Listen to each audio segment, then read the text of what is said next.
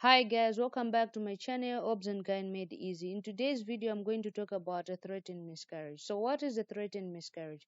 A threatened miscarriage is a condition where there's vaginal bleeding and symptoms that are suggestive of an increased risk of a miscarriage. Now remember that this miscarriage has not happened yet. It might happen or it may not happen and pregnancy might carry on.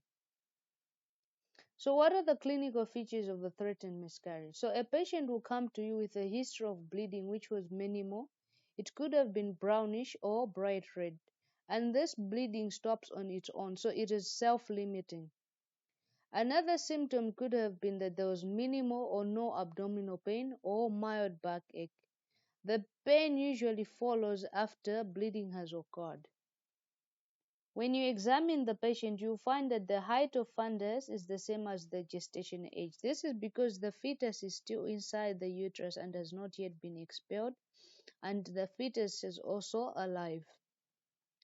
When you do a gentle vaginal examination, you find that the cervix is closed. So the only symptoms in a threatened miscarriage is minimal vaginal bleeding or slight abdominal pain or mild backache.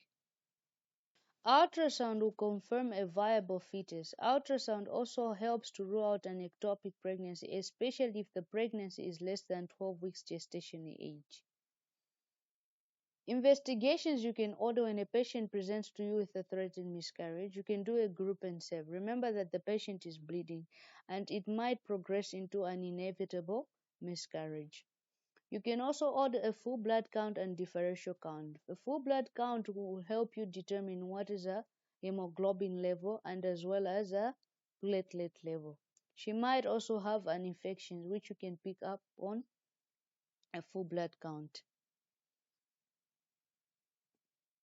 If the patient has not yet started antenatal care or investigations have never been done on her before, screen the patient, do a BP profile with urinalysis for protein, like you do in a first antenatal care visit. Do a random blood sugar or a fasting blood sugar. You can do a rapid plasma reagent for syphilis, hepatitis B surface antigen. You can also do an HIV test. This is a retroviral test. You can also do a rapid diagnostic test as well as a malaria parasite slide. Remember, we said that malaria can also cause a spontaneous miscarriage.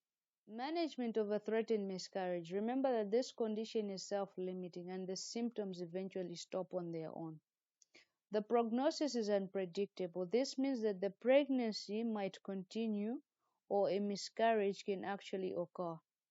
So you advise the patient to be on bed rest for at least 2 weeks and to avoid sexual intercourse for at least 2 weeks. You can give them analgesia for relief of pain.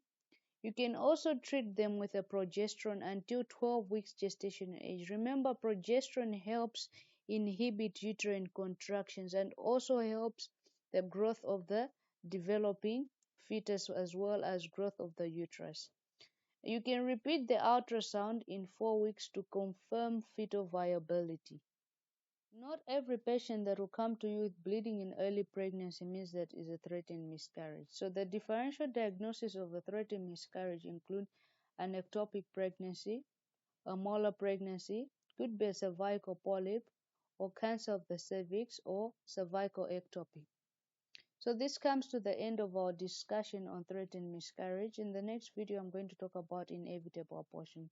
Please don't forget to subscribe to this channel. Thank you.